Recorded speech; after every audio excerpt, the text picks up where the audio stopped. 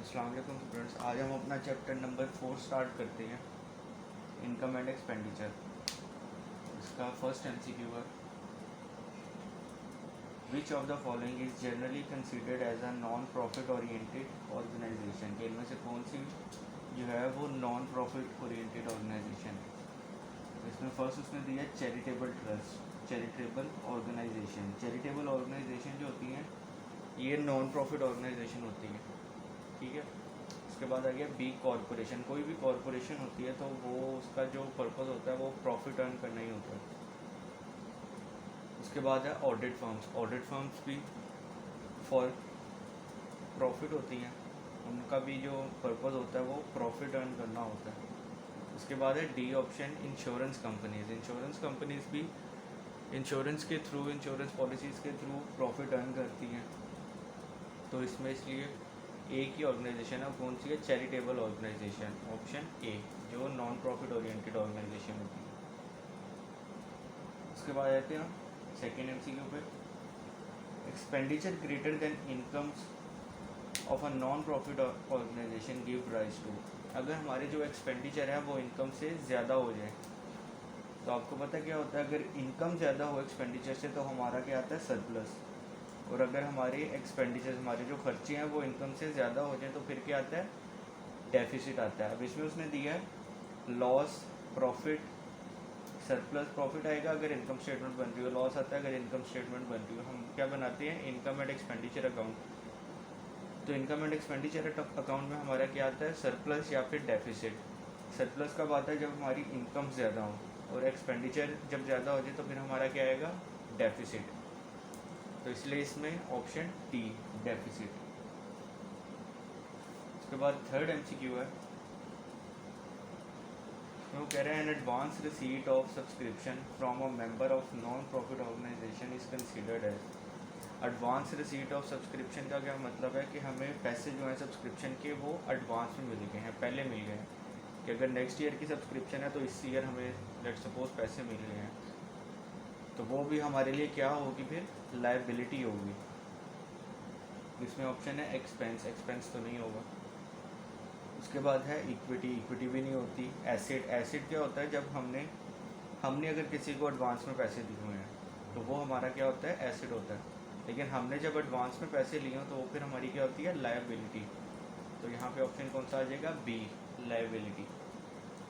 उसके बाद है एमसीक्यू 4,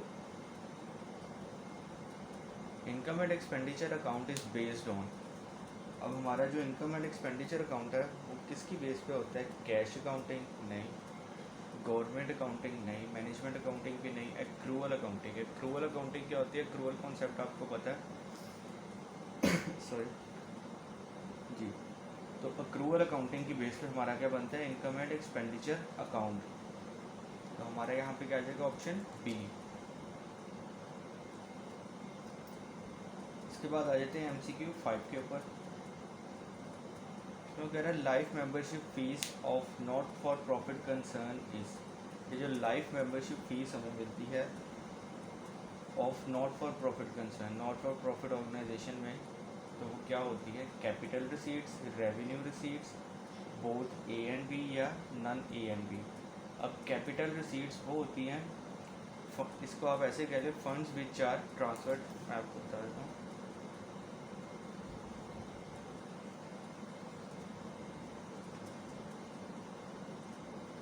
कैपिटल रिसीट्स में वो आएंगी funds which are part of statement of financial position, यानी कि हमारी बैलेंस शीट। व्हेन रिसीव, जब हमें रिसीव हो जाती हैं तो वो हमारी बैलेंस शीट का पार्ट बन जाती है। कैपिटल रिसीट्स वो होती हैं। और सेकंड उसने क्या बताया, रेवेन्यू रिसीट्स। रेवेन्यू रिसीट्स कौन सी होती हैं,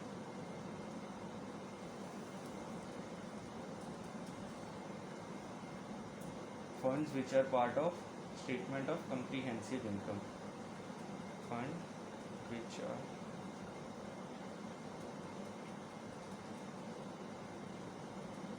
part of statement of comprehensive income. Receive, यानी कि जब हमें रिसीव हो जाती है तो वो हमारी इनकम स्टेटमेंट का पार्ट बन जाती है। तो अब जो लाइफ मेंबरशिप फ़ीस है वो हमारा क्या होगा, वो हमारा होता है कैपिटल रिसीट, वो हमारे जो होती है वो हमारी बैलेंस शीट का पार्ट बन जाती है। तो इसलिए यहाँ पे क्या आएगा, life membership fees of not for profit organisation concern is capital receipts. ये हमारा क्या होगा, कैपिटल रिसीट। तो ऑप्शन यहाँ पे आएगा ऑप्शन ए। अब आ जाए अपने नेक्स्ट एमसीक्यू नंबर 6 के ऊपर। इसमें वो कह रहा है when cash is receive for life membership which one of the following double entry is pass, कि जब हमें कैश मिलती है फॉर लाइफ मेंबरशिप की तो एंट्री उसकी क्या होगी। अब हमें कैश मिल गया तो एक तो एंट्री होगी कैश डेबिट। तो अपने ऑप्शन एक दफ़ा देख लेते हैं। इसमें कह रहा है फर्स्ट में कह रहा है कैश डेबिट। अब हमारा कैश क्या होना है, वो तो डेबिट होना है, तो वो कौन सी एंट्री में उसने कैश डेबिट दिया हुआ है, एक तो ए है ऑप्शन ए और एक ऑप्शन बी है। अब कैश डेबिट होगा, अब ए में वो क्या कह रहा है cash debit and capital credit. Capital credit नहीं होता जब हमें लाइफ मेंबरशिप मिलती है, क्या क्रेडिट होता है, cash debit and life membership fund credit होता है। तो इसलिए हमारा ऑप्शन यहाँ पे क्या आ गया, बी। ये एंट्री क्या होगी, cash debit and life membership fund credit.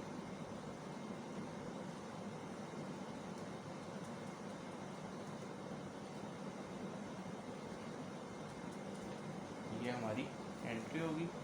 तो ये कहाँ पे है हमारी, ऑप्शन डी में।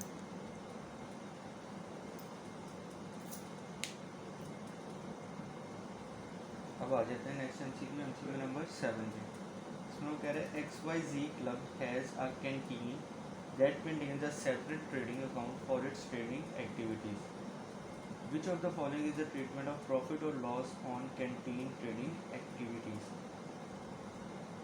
अब वो कह रहे हैं कि XYZ एक कैंटीन है जो मेंटेन करती है separate trading account for its trading activities, यानी कि उसकी ट्रेडिंग एक्टिविटीज़ के लिए सेपरेट ट्रेडिंग अकाउंट है। Which of the following is the treatment of profit और लॉस। अब हमने उसको बताने कि प्रॉफिट और लॉस को हम कैसे ट्रीट करेंगे कैंटीन के ट्रेडिंग एक्टिविटीज़ की। अब ए में वो कह रहा है प्रॉफिट और loss is directly shown in the statement of financial position. अब ये पॉइंट तो गलत हो गया क्योंकि वो स्टेटमेंट ऑफ फाइनेंशियल पोजीशन में नहीं जाता। सी में वो कह रहा है प्रॉफिट और loss is credited in income statement. अब आपको पता है इनकम एंड एक्सपेंडिचर इसमें नॉट फॉर प्रॉफिट ऑर्गेनाइजेशन जो होती हैं इस केस में हमारी इनकम स्टेटमेंट नहीं बनती, इसलिए ये पॉइंट भी गलत हो गया। प्रॉफिट और loss is added to accumulated fund, accumulated fund में भी नहीं जाता। तो बी में वो कह रहा है प्रॉफिट और loss is to be presented in incomes and expenditure account. अब हमारा प्रॉफिट आएगा या लॉस आएगा तो वो हमारा कहाँ पे जाता है, इनकम एंड एक्सपेंडिचर अकाउंट में। तो इसलिए यहाँ पे ऑप्शन कौन सा आ गया, option B, income and expenditure account. उसके बाद नेक्स्ट एमसीक्यू हमारा एमसीक्यू 8। नो कह रहा है which of the following is accounting equation for a non profit organisation. Accounting equation non profit organisation में कौन सी होती है। ए में वो कह रहा है asset is equal to capital plus liabilities. आपको पता है इसमें कैपिटल नहीं आता नॉन प्रॉफिट ऑर्गेनाइजेशन में। बी में फिर वो कह रहे हैं कैपिटल प्लस लायबिलिटीज, तो इसलिए ये भी काउंट हो गया, कैपिटल नहीं आता। डी में वो कह रहा है liabilities is equal to asset plus accumulated fund. C में वो कह रहा है accumulated fund plus liabilities is equal to assets. अब जब हम अपनी बैलेंस शीट बना रहे होते हैं फर्स्ट हमारे आ जाते हैं एसेट्स, उसके बाद एसेट्स का जो टोटल आता है, फिर हमारा क्या आता है एक्यूमुलेटेड फंड आता है, और उसमें फिर क्या ऐड होती है हमारी लायबिलिटीज ऐड होती हैं।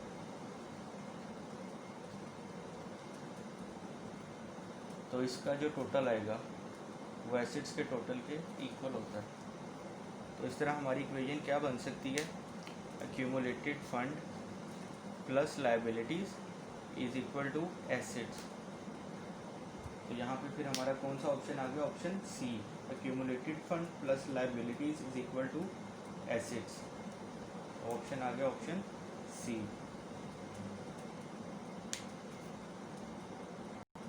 अब अपने नेक्स्ट एमसीक्यू पे आ जाए, MCQ number 9। Subscription earn but not yet received is considered as, कि सब्सक्रिप्शन जो हमने अर्न कर ली होती है लेकिन अभी हमें पैसे नहीं मिले होते, तो उसको हम क्या कंसिडर करते हैं? ए है एसेट, बी लायबिलिटी, सी है इनकम, डी एक्सपेंडिचर। अब हमने कमा लिया है लेकिन अभी हमें पैसे नहीं मिले, तो पैसे यानी कि अभी जो सब्सक्रिप्शन होगी वो रिसीवेबल होगी, और जो रिसीवेबल होता है वो फिर हमारा क्या होता है? एसेट होता है। लायबिलिटी, इनकम या एक्सपेंडिचर नहीं होते, तो इसलिए 9 का ऑप्शन कौन सा आ गया? एसेट, ए। उसके बाद है MCQ 10। इसमें वो कह रहे हैं our non profit organisation receive 1 lakh as the entrance fee of a new member. एक नॉन प्रॉफिट ऑर्गेनाइजेशन है जो 1 लाख रुपया लेता है एंट्रेंस फ़ी के तौर पे new membership. If 20% of the fee has to be capitalise, अगर इसमें से 1 लाख में से जो 20% है वो कैपिटलाइज कर दें हम, what is the amount of the fee needs to be shown in the income and expenditure account. अब इसमें से कितना जो है वो इनकम एंड एक्सपेंडिचर अकाउंट में फिर आएगा। अब हमारे टोटल कितना था? 1 लाख। इसमें से 20% जो हम कर देंगे इंटू 20% करेंगे तो ये क्या हो जाएगा हमारा? इसको हम कैपिटलाइज कर देंगे। 20,000 को हम क्या करेंगे? ये हो जाएगी कैपिटलाइज।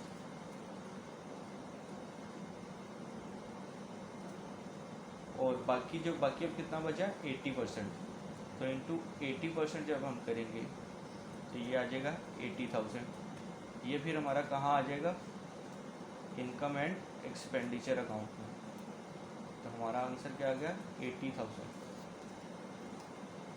तो हमारा ऑप्शन यहाँ पे आ गया ऑप्शन बी।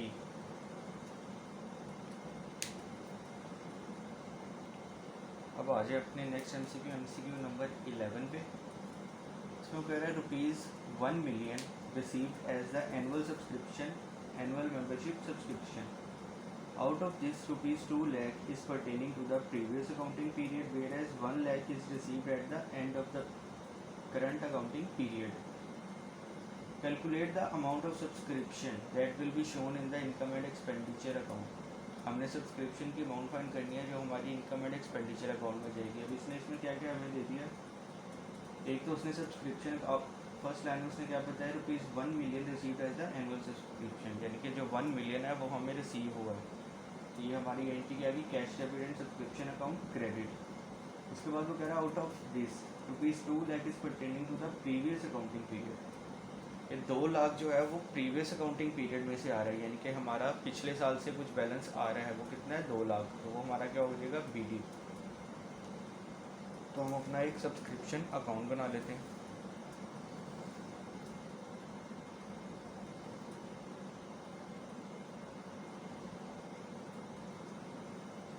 अब हमारा BD कितना आ गया? 2 लाख। इसके बाद उसने हमें क्या बताया? फर्स्ट लाइन में उसने बताया कि कुछ कैश भी रिसीव हुआ है। वो कितना है? 1 million। तो कैश आ जाएगा 1 million। सेकेंड पॉइंट में वो कह रहा है whereas 1 lakh is receivable at the end of the current accounting period, के 1 लाख जो है वो अभी स्टिल रिसीवेबल है हमारे ईयर एंड पे। तो ये हमारा क्या आ गया? CD आ गया। ये हमारा भी रिसीवेबल है 1 लाख। हमने फाइंड क्या करना है? Calculate the amount of subscription that will be shown in the income and expenditure account. अब हम अपने लेजर को अगर बैलेंस कर ले तो हमारी अमाउंट आ जाती है 9 लाख।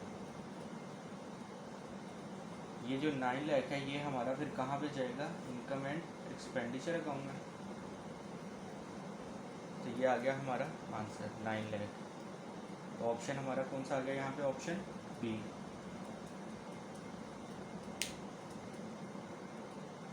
अब आ जाते हैं अपने नेक्स्ट MCQ 12 पे। इसमें कह रहे हैं income and expenditure account shows. Income and expenditure account क्या शो करता है? Cash available to an organisation, कि जो ऑर्गेनाइजेशन के पास कैश अवेलेबल होती है वो शो करता है?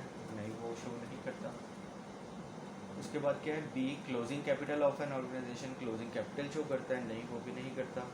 Cash available in the bank account, ये भी नहीं करता इनकम एंड एक्सपेंडिचर अकाउंट।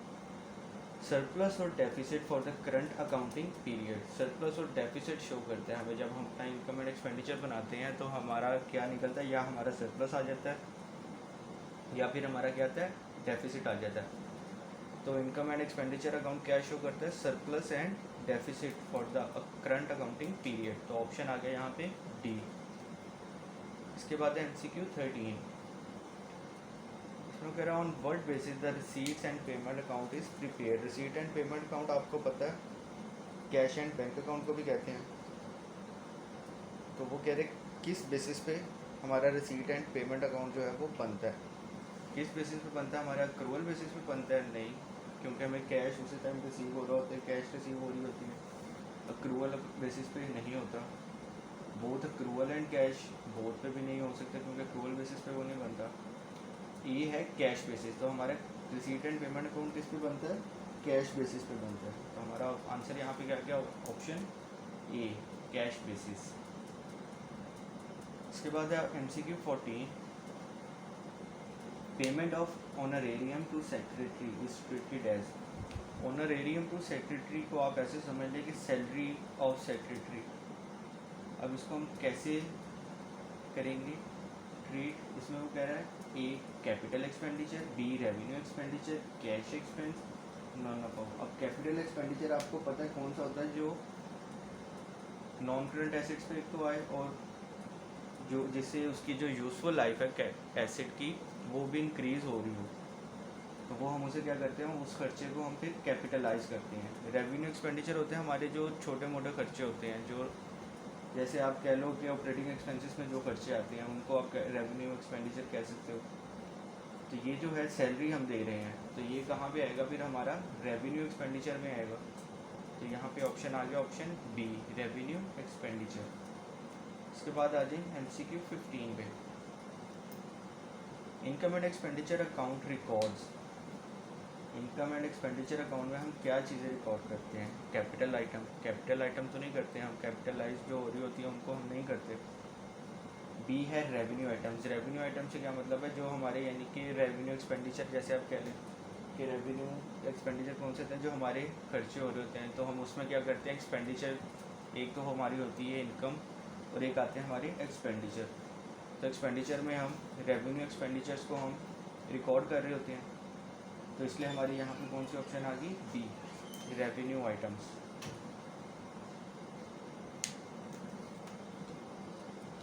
इसके बाद है हमारा नेक्स्ट MCQ नंबर 16। इसमें वो हमें क्या कह रहा है, अ क्लब हैज़ 500 मेंबर्स। एक क्लब के 500 मेंबर्स हैं। Annual subscription fee are ₹1 lakh. Annual subscription कितनी है, 1000। Therefore membership fees for the year should be. तो टोटल मेंबरशिप फीस कितनी होगी, 5 लाख। कैसे हुई, 500 मेंबर्स हैं मल्टीप्लाई बाय 1000 के एनुअल मेंबरशिप फी, तो कितनी होगी टोटल, 5 लाख।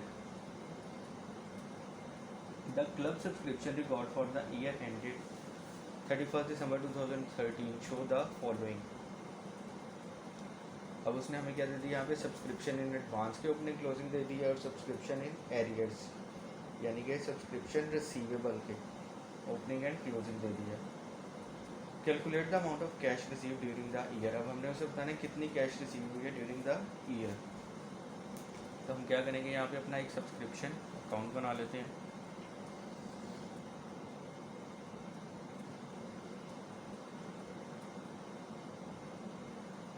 सब्सक्रिप्शन अकाउंट आ गया।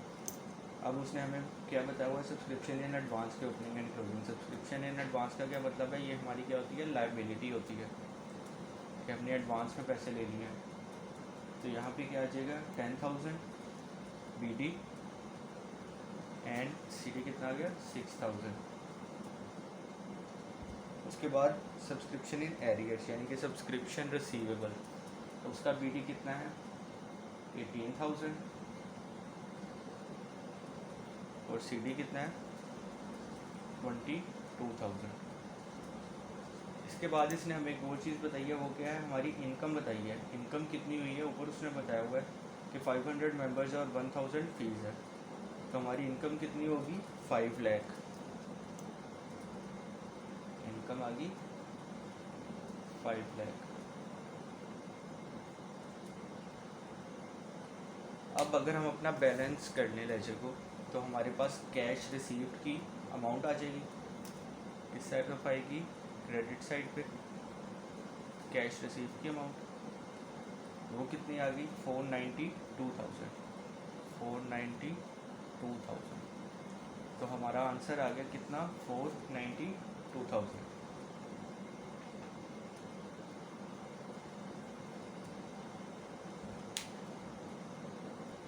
अब आ जाए नेक्स्ट एमसीक्यू पे, एमसीक्यू नंबर 17 पे। इसमें कह रहे हैं 31 March 2012 a cricket club had membership subscription in arrears. Subscription in arrears का क्या मतलब है, subscription receivable to ₹48,000 and had receive 12,000 subscription in advance. कि 12,000 जो है वो एडवांस में उसने रिसीव कर लिया और 48,000 क्या है वो रिसीवेबल है 31 मार्च 2012 को।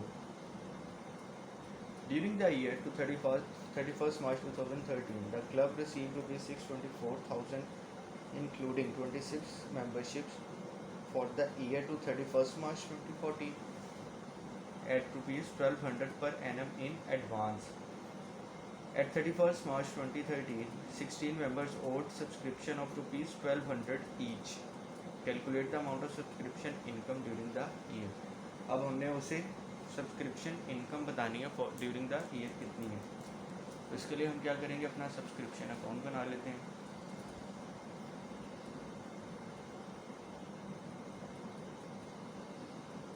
ये हमारा आ गया सब्सक्रिप्शन अकाउंट।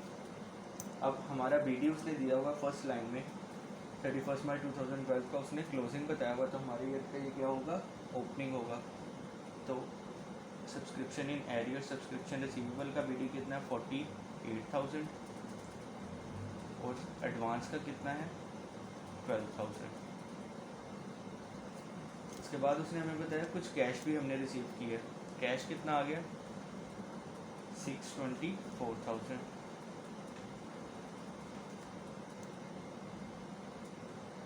और वो बता रहे हैं including 26 memberships for the year to 31 March 2014 at ₹1,200 per annum in advance.